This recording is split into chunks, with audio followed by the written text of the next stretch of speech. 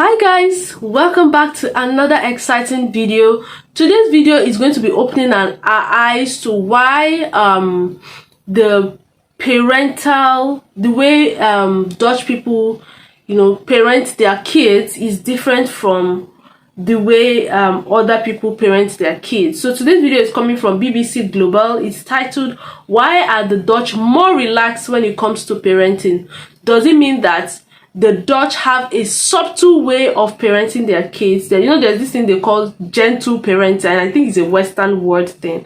Africans, we don't know anything about that. The way they parent our kids here is different. So yeah, so it's interesting to find out from other cultures, other countries. But I'm really eager to know why the Dutch are more relaxed when it comes to parenting. Before we dive into it, I'm Oge. Welcome to the channel. If it's your first time here, hi. Do want to like, share, subscribe. Let's dive straight into the video. I think for quite a way, probably straight in pregnancy, I was faced with the question, how am I going to do that? How am I going to combine this thing? I had studied medicine and I hadn't specialized yet. And I had to do further training in order to be a doctor. I thought, how can I do that? Being a mum and look after my child, and I felt a bit guilty having those two aspects of life. How would they come together? I wasn't sure about that. Sociologist Caitlin Collins at Washington University in St. Louis interviewed dozens of mothers to understand more about how this clash plays out in the workforce. Women, I think, unfortunately feel like they're failing all the time, and it is that sense of abundant and perpetual failure that I think leads to abundant stress, exhaustion, burnout amongst American mothers today, as well as those in other countries. And you have to be patient all day, and after a while it builds up and you feel it creates a fight or flight response. I can feel the stress building up. Yes. And then when they're asleep, it's forgotten again. Yes, that's right. It was always the most beautiful moment. They look at you like they're totally in love with you, and of course they are when they're young. And they want you so much. You're the most beautiful person in the world, and to feel that. The United States has the most family-hostile public policy of any country in the Western industrialized world. Among Dutch mums, stress might be less because of their parental leave, obviously. First of all, we have a long maternity leave, which is 16 weeks, what's long compared to the US. We have no paid parental leave. That means that a lot of folks, men and women included, work right up until they have a baby. I can't tell you how many women I've interviewed who told me they were responding to emails on their phone while they were in labor between contractions in the hospital. Wow. That is not the norm in other countries. We have 4 weeks before childbirth, so you have to take them. Not every mother might need those 4 weeks. I worked up until childbirth for each of my children, but not in the office, from home. And that helps definitely in calming down or making your physiology a little more, relaxed. Also, just the fact that in that first week you have help in your house, there's the maternity nurse, it helps. The United States, to be honest, is a laggard in this regard. We have no universal child care, no universal social insurance entitlement, no federal minimum standard for vacation and sick days. And what this means is that in the United States, most parents have to adopt private solutions to reconcile their caregiving with their paid employment. And when we leave it up to individual parents to reconcile these competing demands, what we get is disparities reproduced between typically wealthier, more highly educated workers who can secure, for example, daycare facilities that are open the hours that they work to help care for their kids. And it is lower income, vulnerable, and hourly wage workers who most need access to work-family policies and at the same time are least likely to have access to them. There's lots of things that are different in our culture from the US in terms of mother's stress. Going back to work is after 16 weeks, but for most of our mothers, that's just for 2 or 3 days a week.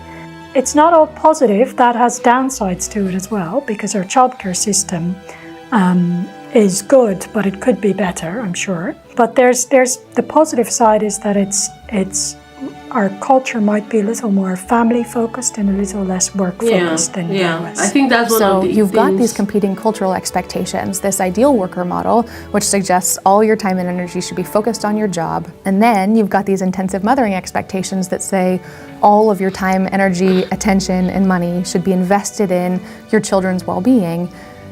Being caught between these cultural ideals really leaves women feeling overwhelmed, exhausted, burned out, and to be honest, tremendously guilty.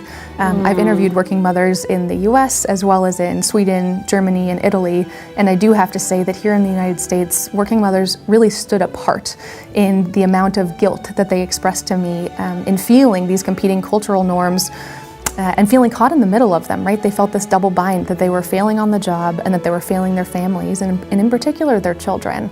And I think just like that woman said, is like, that's like the summary of this whole conversation, that one culture is more family oriented. Imagine a job that gives you 19 weeks, 4 weeks before birth and 19 weeks after birth. That's a long time for you to recover, for you to get yourself. You can be working from home if you want, just like that woman said.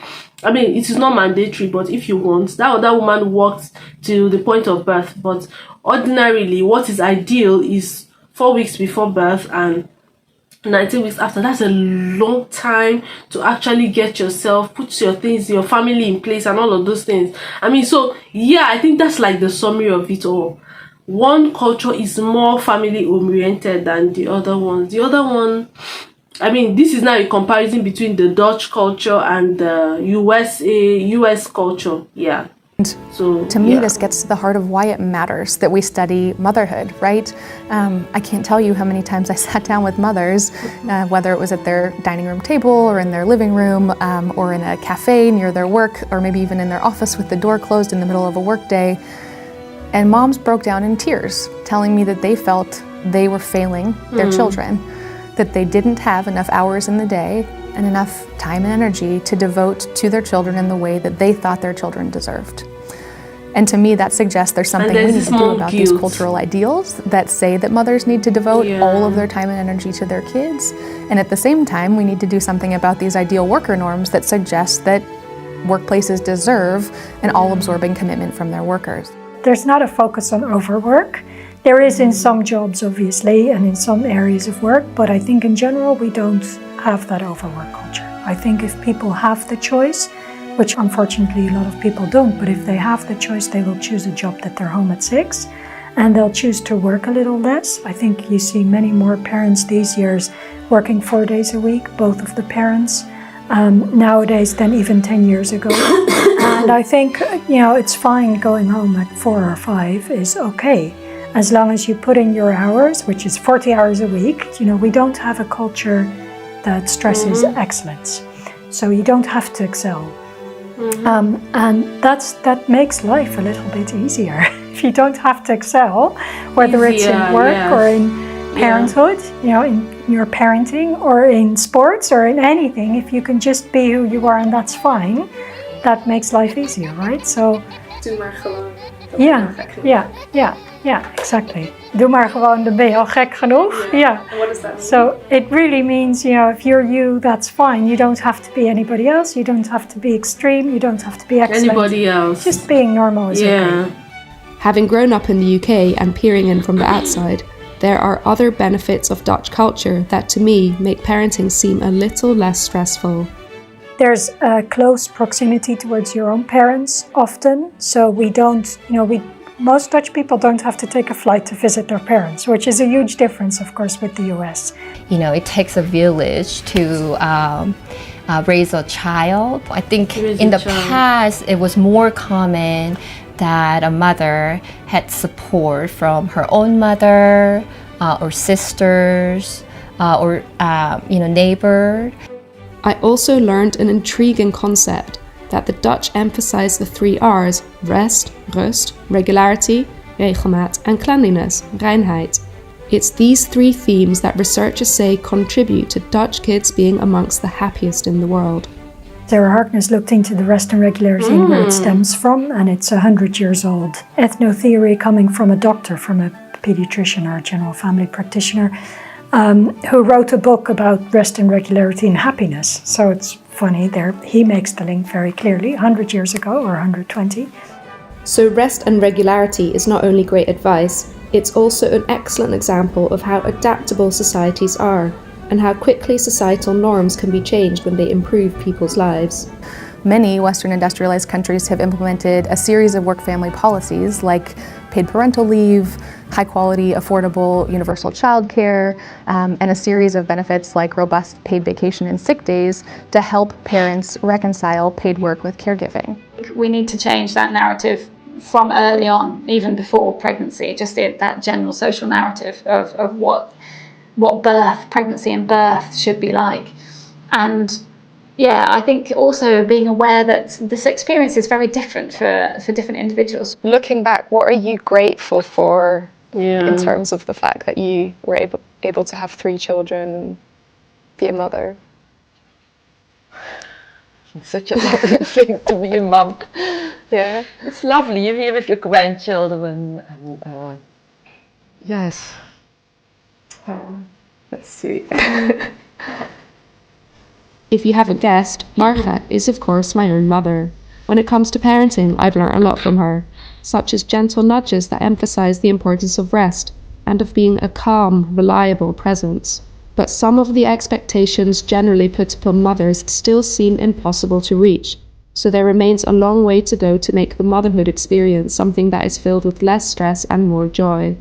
Only then will we recognize just how extraordinary motherhood is and place greater value on the parents who are nurturing the next generation.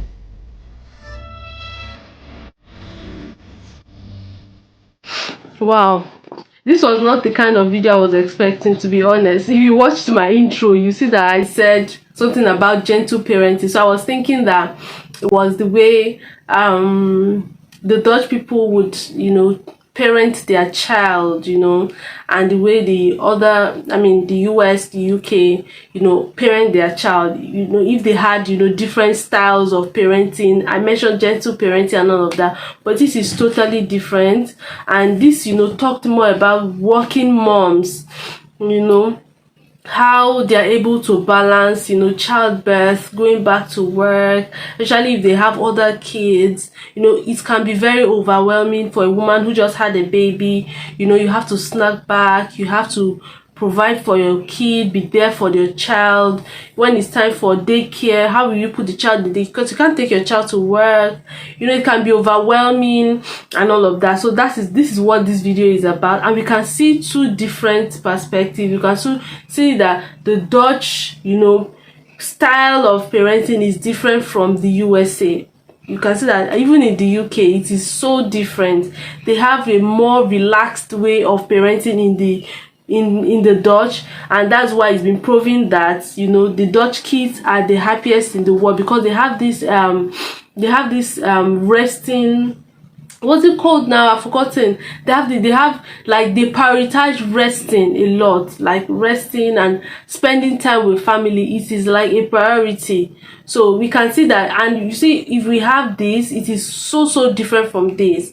So yeah, the moms in the USA will be so overwhelmed when you are breastfeeding, because we see some women breastfeeding and working on their computers because they have to work and put in the work and all of that. In the Dutch, they don't aim for excellence and all of that, so which helps you to actually, you are not putting so much pressure on yourself. You see that, okay, there's no competition, you're not aiming for excellence, and there's no so much pressure on you as a mom. And I think it's really good. Yeah, I think it's really good. But I mean, what do you guys think about these parenting styles in the UK, in the US, and in the Dutch? Is this actually a real thing? What do you think the US can learn from the Dutch? What do you think the US can do better in this aspect to help mothers who are working, assist them or help them not to be overwhelmed? Have childbearing, raising kids alone is overwhelming. Adding it with your work, and when you're putting that in your work, you are not being as productive. You won't be so productive. Do you understand? You'll be putting so much pressure on yourself, and it will affect you all round.